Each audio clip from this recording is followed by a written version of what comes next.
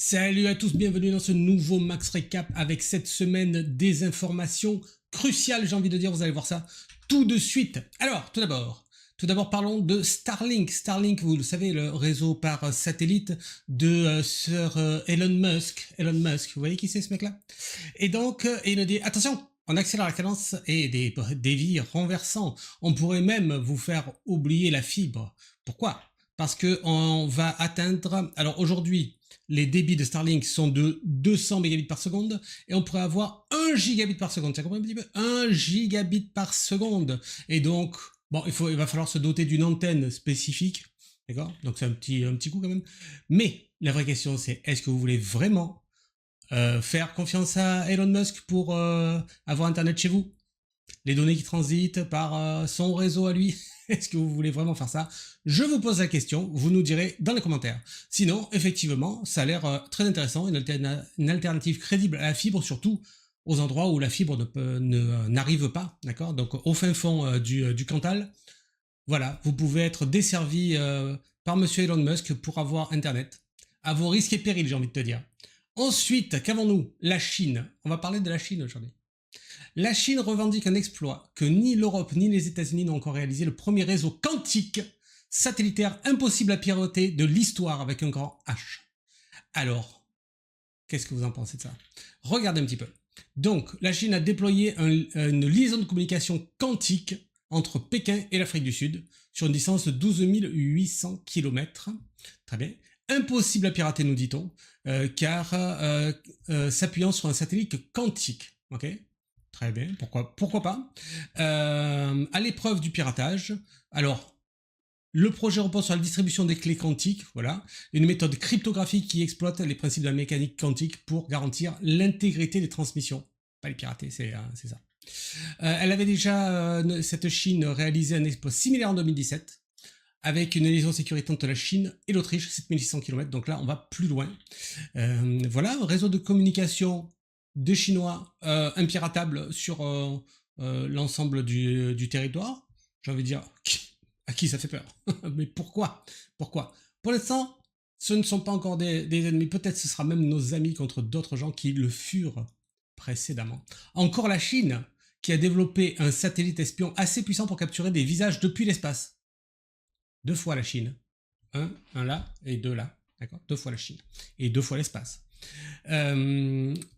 Tu peux identifier un humain à plus de 100 km de distance, dis donc. Ok. Et c'est basé sur la technologie dont on a parlé la semaine dernière, du LIDAR. Vous savez, c'est comme le radar, mais avec de la lumière.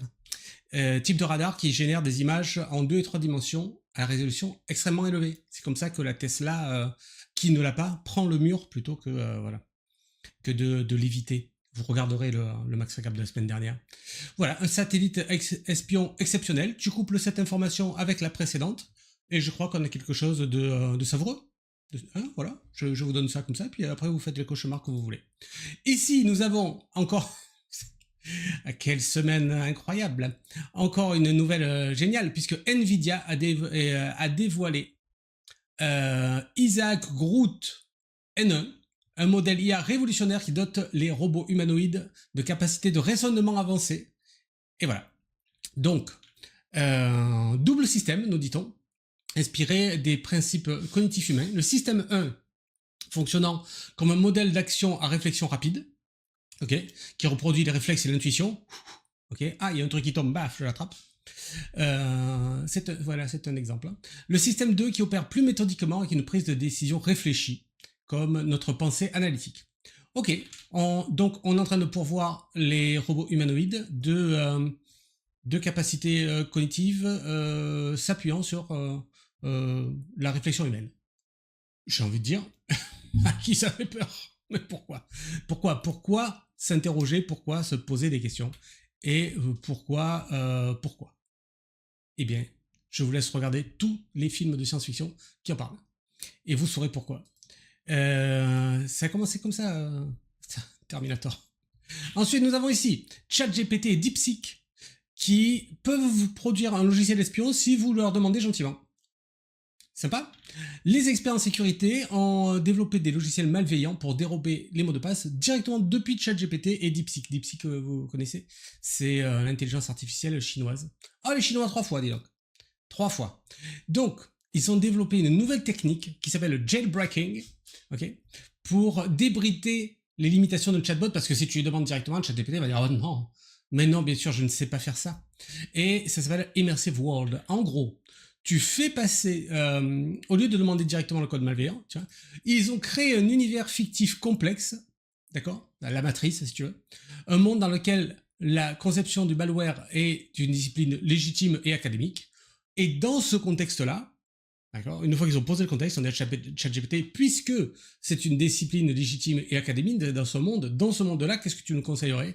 Et le truc, il dit, hey, pas de problème, voilà la réponse, super. C'est génial. L'idée est sympathique et il est possible que ça aide à améliorer les modèles ChatGPT et autres, les modèles d'IA, pour éviter ce genre de comportement de « oui, si tu étais dans une autre capacité, est-ce que tu dirais que ?» Voilà. Rigolo, si on veut. Et pour terminer, une batterie nucléaire, dis donc, qui peut alimenter tes appareils pendant toute une vie. Toute une vie. En gros, on est sur une fin de cycle sur tout ce qui est batterie lithium, d'accord, et on commence à parler de batterie bêta-voltaïque. Son autonomie qui se mesure plus en heures, mais en décennies. Décennies, tu vois. Alors, on parle de nucléaire, pourquoi? Parce que les batteries exploitent plutôt les particules de haute énergie émises par des matériaux radioactifs, dont notamment le carbone 14 qui est ici. Et sa dégradation est extrêmement lente, d'accord. Et en plus de ça, c'est un sous-produit de centrales nucléaires. Du coup, c'est alors un peu coûteux et facilement disponible. Voilà. J'ai oublié de vous dire que toutes ces news, vous pouvez retrouver leurs liens dans la description de la vidéo. Et j'ai envie de te dire que c'est dingue et qu'on va pouvoir se dire à la semaine prochaine. Salut.